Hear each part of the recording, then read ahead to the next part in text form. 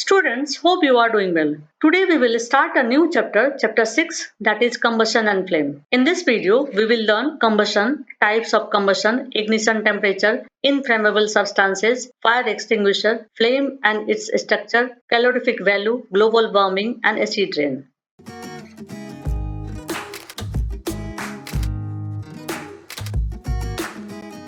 So first question is, what is combustion? A chemical process in which a substance reacts with oxygen to give off heat is called combustion. The substance that undergoes combustion is said to be combustible. It is also called a fuel. एक chemical process जिसमें substance oxygen के साथ react करके heat produce करता है combustion कहलाता है, और जिस सब्सटेंस का कंबशन होता है उसे कंबस्टेबल सब्सटेंस कहते हैं और उस सब्सटेंस को फ्यूल भी कहते हैं. The fuel may be solid, liquid or gas. Sometimes light is also given out during combustion, either as a flame or as a glow. Fuel, solid, liquid और gas कुछ भी हो सकता है और कभी-कभी combustion के समय हीट के साथ-साथ लाइट भी प्रोड्यूस होता है, वो या तो फ्लेम के फॉर्म में होता है या तो फिर ग्लो करता है. अब हम लोग combustion से रिलेटेड कुछ एक्टिविटीज को पढ़ेंगे. So activity 6.1. Collect some materials. Try to burn each of these materials one by one. If combustion take place, mark the material combustible. Otherwise, mark it non-combustible. इस एक्टिविटी के लिए हम लोग कुछ मटेरियल्स को कलेक्ट करेंगे और one by one her material को जलाएंगे. यदि मटेरियल जलता है तो उसे combustible मार्क करेंगे और यदि मटेरियल नहीं जलता है तो उसे non-combustible मार्क करेंगे. So these are the materials from which wood, paper, kerosene oil, straw, charcoal, matchsticks are combustible substances. On the other hand, iron nails, stone piece and glass are non-combustible substances. Now next activity. Activity 6.2. Fix a lightened candle on a table. Put a glass chimney over the candle and rest it on a few wooden blocks in a such a way that air can enter the chimney. Now observe what happens to the flame. Now remove the wooden blocks and let the chimney rest on the table. Again, observe the flame. Finally, put a glass plate over the chimney and watch the flame again. इस activity में 3 cases हो रहे हैं. इस activity के लिए हम लोग कैंडल को टेबल पर फिक्स करेंगे, उसके बाद 2 वुडन ब्लॉक को इस तरह से सेट करेंगे. सेट करने के बाद इस वुडन ब्लॉक पर एक ग्लास के चिमनी को रखेंगे जिससे एयर चिमनी के नीचे से आसानी से पास हो सके, और फिर कैंडल के फ्लेम को ऑब्जर्व करेंगे तो हम लोग देखेंगे कि कैंडल का फ्लेम आसानी से जल रहा है. नेक्स्ट केस के लिए हम लोग वुडन ब्लॉक को हटा लेंगे और ग्लास चिमनी को टेबल के ऊपर रख देंगे और फिर फ्लेम को ऑब्जर्व करेंगे. तो यहाँ हम लोग ऑब्जर्व करेंगे कि फ्लेम ठीक से जल नहीं रहा है लेकिन साथ में बहुत सारे स्मोक को प्रोड्यूस कर रहा है. थर्ड केस में हम लोग चिमनी के ऊपर में ग्लास प्लेट को रख देंगे और फिर से फ्लेम को ऑब्जर्व करेंगे. यहाँ हम लोग देखेंगे फ्लेम बुझ गया है.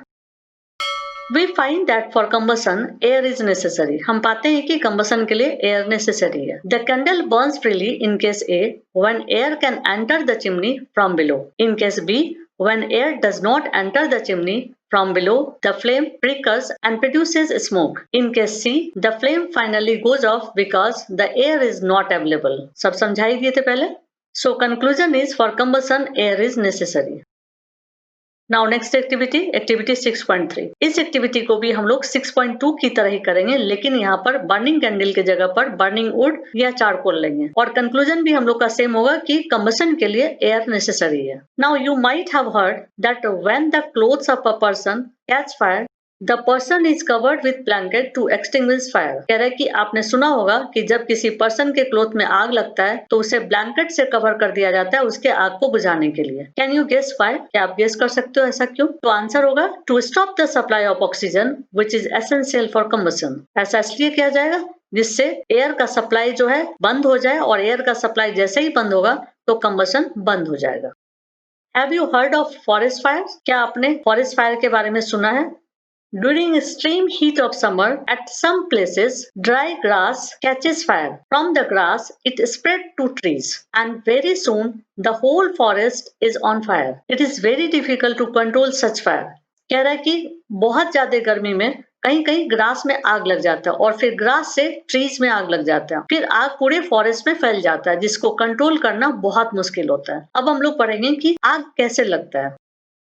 These experiences tell you that different substances catch fire at different temperature. ये सब experience तुम्हें बताता है कि अलग अलग substances में अलग अलग temperature पर आग लगता है। अब हम लोग एक definition को पढ़ेंगे। The lowest temperature at which a substance catches fire is called its ignition temperature. किसी substance का lowest temperature जिस temperature पर उस substance में आग लग जाए उस substance का ignition temperature कहलाता है। We find that a combustible substance cannot catch fire on burn as long as its temperature is lower than its ignition temperature. कह रहा है कि इस तरह हम पाते हैं कि यदि combustible substance का टेम्परेचर ignition टेम्परेचर से कम होता है तो उसमें आग नहीं लगता है। Kerosene oil and wood do not catch fire on their own at room temperature, but if kerosene oil is heated a little, it will catch fire. But if wood is heated a little, it would still not catch fire. यहाँ कह रहा है कि kerosene oil और would में room temperature पर आग नहीं लगता है, लेकिन यदि केरोसिन ऑयल को थोड़ा सा गर्म किया जाए तो उसमें आग लग जाता है, लेकिन वुड को यदि थोड़ा गर्म किया जाए तो उसमें आग नहीं लगता है। It means that ignition temperature of kerosene oil is lower than that of wood. इसका मतलब ये हुआ कि केरोसिन ऑयल का ignition temperature वुड से कम है। We need to take special care in storing kerosene oil. और केरोसिन ऑयल को store करने के लिए हमें स्पेशल केयर की जरूरत है। The following activities shows that it is essential for a substance to reach ignition temperature to burn. अब जो हम लोग एक्टिविटी करेंगे उसमें हम लोग ये पढ़ेंगे कि किसी भी सब्सटेंस को जलने के लिए उसके इग्निशन टेम्परेचर तक पहुंचना जरूरी होता है। सो एक्टिविटी 6.4, इस एक्टिविटी को मैं डायरेक्ट समझा देती हूँ। इस एक्टिविटी के लिए हम लोग को 2 पेपर शीट चाहिए जिससे 2 पेपर कप बनाना है। कप ए में हम लोग 50 ml वाटर डाल देंगे और कप बी में वाटर नहीं डालेंगे। फिर दोनों कप्स को कैंडल से हीट करेंगे। फिर हम लोग दोनों कप्स को ऑब्जर्व करेंगे जिससे हम लोग देखेंगे कि कप ए बर्न नहीं हो पा रहा है लेकिन कप बी आसानी से बर्न हो जा रहा है। कप ए के नहीं बर्न होने का रीजन ये है कि इसके अंदर जो वाटर है वो पेपर के इग्निशन टेम्परेचर तक पहुंचने नहीं दे रहा है, उसे वो कूल कर दे रहा है और जिसकी वजह से इसमें आग नहीं लग पा रहा है। लेकिन यदि इस कप को ज्यादा देर तक गर्म किया जाए तो इसके अंदर जो वाटर है वो कंडक्शन प्रोसेस के थ्रू बॉयल हो जाएगा।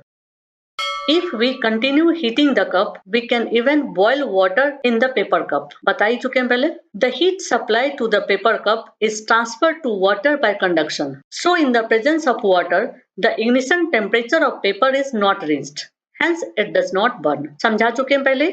Now there is one definition. The substances which have very low ignition temperature and can easily catch fire with a flame are called inflammable substances. कह रहा है कि ऐसे substances जिसका ignition temperature बहुत कम हो और वो flame के साथ जले तो इसे inflammable substances कहते हैं और ये important है, एग्जाम में आता है। Examples of inflammable substances are petrol, alcohol, liquefied petroleum gas और LPG. Now next topic, how do we control fire? Water cools the combustible material so that its temperature is brought below its ignition temperature. This prevents the fire from spreading. Water vapors also surround the combustible material, helping in cutting off the supply of air so the fire is extinguished. कह रहे कि water combustible material के ignition temperature को कम कर देता है जिससे आग स्प्रेड नहीं होता है और साथ में वाटर वेपर जो है वो कंबस्टेबल मटेरियल के सराउंड में इस तरह से कवर कर लेता है जिससे ऑक्सीजन का सप्लाई कंबस्टेबल सब्सटेंस से कट जाता है और आग बुझ जाता है। यहाँ इस डायग्राम से हम लोग समझ सकते हैं, मान लीजिए कि ये कंबस्टेबल सब्सटेंस है और इसमें आग लगा हुआ है और यदि हम लोग water as a fire extinguisher use कर रहे हैं तो क्या होगा कि वाटर वेपर इस आग के सराउंडिंग में इस तरह से कवर अप कर लेगा जिससे कंबस्टेबल सब्सटेंस से ऑक्सीजन का कट ऑफ हो जाएगा और आग बुझ जाएगा। Now there are 3 essential requirements for producing fire. First fuel, second air and third heat. Fire के लिए इन्हीं 3 रिक्वायरमेंट्स की जरूरत होती है। Fire can be controlled by removing one or more of these requirements. इन तीनों रिक्वायरमेंट्स में से एक या एक से ज्यादा रिक्वायरमेंट को यदि हटा दिया जाए तो फायर को कंट्रोल किया जा सकता है। The job of a fire extinguisher is to cut off the supply of air और to bring down the temperature of the fuel और बोथ। फायर एक्सटिंग्विशर का काम होता है या तो एयर के सप्लाई को कट कर दे या फिर इग्निशन टेम्परेचर को कम कर दे या फिर दोनों कर दे। The most common fire extinguisher is water, और सबसे कॉमन जो फायर एक्सटिंग्विशर है वो वाटर है। If electrical equipment is on fire, water में conduct electricity and harm those trying to douse the fire. Water is also not suitable for fire involving oil and petrol. कह रहा है कि electrical equipments या oil या petrol में आग यदि लगता है तो वहां पर वाटर को एज ए फायर एक्सटिंग्विशर नहीं यूज करना चाहिए, वो वहां के लिए सुटेबल नहीं है। Okay, for fires involving electrical equipments and inflammable materials like petrol, carbon dioxide is the best extinguisher. Carbon dioxide, being heavier than oxygen, cover the fire like a blanket. Since the contact between the fuel and oxygen is cut off, the fire is controlled. कह रहा है कि electrical equipments या inflammable materials जैसे कि petrol, यहाँ यदि आग लगता है तो कार्बन डाइऑक्साइड जो है बेस्ट एक्सटिंग्विशर का काम करता है, क्योंकि कार्बन डाइऑक्साइड ऑक्सीजन से भारी होता है और वो एक ब्लैंकेट की तरह काम करता है, जिससे फ्यूल से ऑक्सीजन कट ऑफ हो जाता है और फायर जो है कंट्रोल हो जाता है। Now next topic, types of combustion. There are three types of combustion. First, rapid combustion, second, spontaneous combustion, and third is explosion. So first one, the gas burns rapidly and produces heat and light. Such combustion is known as rapid combustion. Gas बहुत जल्दी burn कर जाता है और heat और light को produce करता है, और ऐसे कंबशन को रैपिड कंबशन कहा जाता है।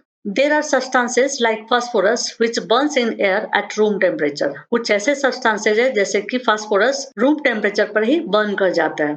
The type of combustion in which a material suddenly bursts into flames without the application of any apparent cause is called spontaneous combustion. कह रहे कुछ ऐसे substances जो बिना किसी apparent cause के suddenly burst कर जाता है और flame में convert हो जाता है, spontaneous combustion कहलाता है, और इसका एग्जाम्पल फास्फोरस है।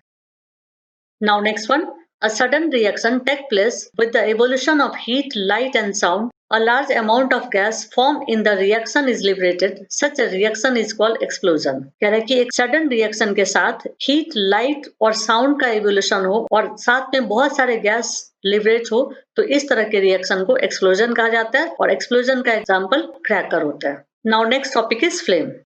यहाँ देखिए हम लोग दो तरह के फ्लेम को देख रहे हैं, ये कैंडल फ्लेम है और ये गैस फ्लेम है। कैंडल फ्लेम जो होता है रेड कलर का या येलो कलर का होता है और गैस फ्लेम ब्लू होता है। ये इनकम्प्लीट कम्बशन होता है और ये कंप्लीट कम्बशन होता है। अब इन दोनों के रिएक्शन को देखते हैं।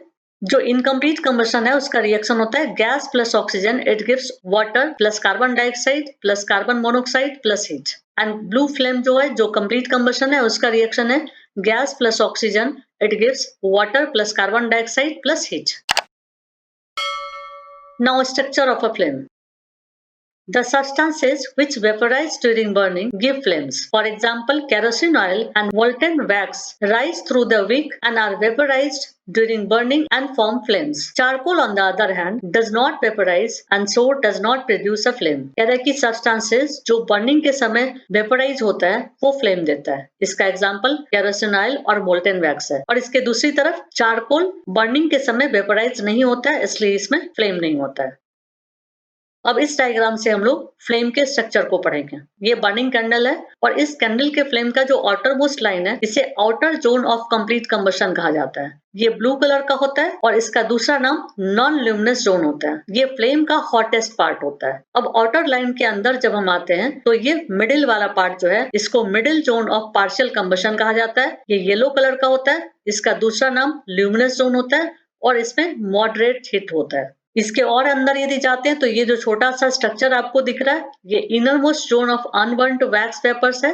ये ब्लैक कलर का होता है और इसमें बहुत कम हीट होता है। Next topic is what is a fuel. The sources of heat energy for domestic and industrial purposes are mainly wood, charcoal, petrol, kerosene, etc. These substances are called fuels. कह रहा है कि डोमेस्टिक एंड इंडस्ट्रियल पर्पसेस के लिए जो heat energy का source होता है उसे फ्यूल्स कहा जाता है। इसका example would, charcoal, petrol, kerosene etc. A good fuel is one which is readily available. It is cheap, it burns easily in air at the moderate rate, it produces a large amount of heat, it does not leave behind any undesirable substances. अब ये सब good fuel के characteristic हैं। कह रहा है कि good fuel जो होता है वो आसानी से अवेलेबल होता है, वो सस्ता होता है और ये moderate rate में आसानी से जल जाता है और इसके जलने पर बहुत ज्यादा अमाउंट में हीट प्रोड्यूस होता है और ये जलने के बाद कोई भी अनडिजायरेबल सब्सटेंस को नहीं छोड़ता है। Now next topic is fuel efficiency. In this topic there is another definition. The amount of heat energy produced on a complete combustion of 1 kg of a fuel is called its calorific value. Fuel के 1 kg का यदि complete combustion किया जाए तो उससे जो heat produce होता है उसे कैलोरीफिक वैल्यू कहते हैं. The calorific value of a fuel is expressed in a unit called kilojoule per kg और kJ per kg. यहाँ इस टेबल में कुछ फ्यूल्स के कैलोरीफिक वैल्यू दिए हुए हैं, इसको आप लोग लर्न कर लीजिएगा. Now last topic of this chapter. Burning of fuels lead to harmful products. The increasing fuel consumption has harmful effects on the environment. Fuel के consumption के बढ़ने से environment में कुछ harmful effect होते हैं. First point, carbon fuels like wood, coal, petroleum release unburned carbon particles. These fine particles are dangerous pollutants causing respiratory disease. Such as asthma. कह रहे कि कार्बन फ्यूल्स जैसे कि wood, coal, petroleum unburned carbon particles release करता है और यह fine particles dangerous pollutants है.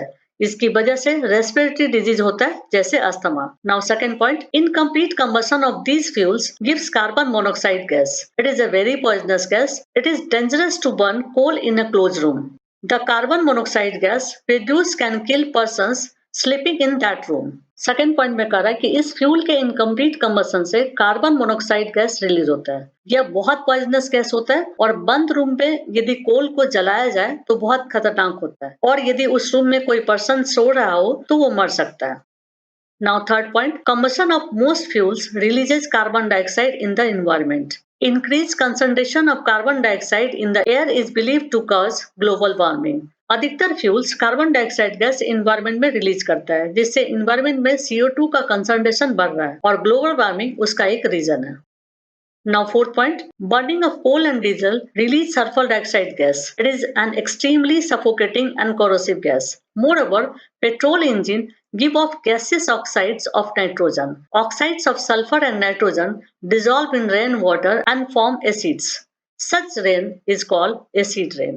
इस पॉइंट में कह रहा है कि कोल और डीजल को जब हम जलाते हैं तो इससे सल्फर डाइऑक्साइड गैस रिलीज होता है और यह बहुत ही सफोकेटिंग और कॉरोसिव गैस होता है. इसके अलावा पेट्रोल इंजन से नाइट्रोजन के ऑक्साइड्स निकलते हैं. सल्फर और नाइट्रोजन के ऑक्साइड रेन वाटर के साथ मिलकर के एसिड्स बनाता है और इसे एसिड रेन कहा जाता है. It is very harmful for crops, buildings and soils. और एसिड रेन क्रॉप्स के लिए, बिल्डिंग्स के लिए और सॉइल के लिए बहुत हार्मफुल होता है. The use of diesel and petrol as fuels in automobiles is being replaced by CNG or compressed natural gas because CNG produces the harmful products in very small amounts. CNG is a cleaner fuel. इसमें कह रहा है कि automobiles में जो petrol और diesel का use किया जा रहा है इसे आजकल CNG में रिप्लेस किया जा रहा है क्योंकि CNG बहुत कम अमाउंट में हार्मफुल प्रोडक्ट्स को प्रोड्यूस करता है और CNG एक क्लीनर फ्यूल है. Now chapter is over. That's it.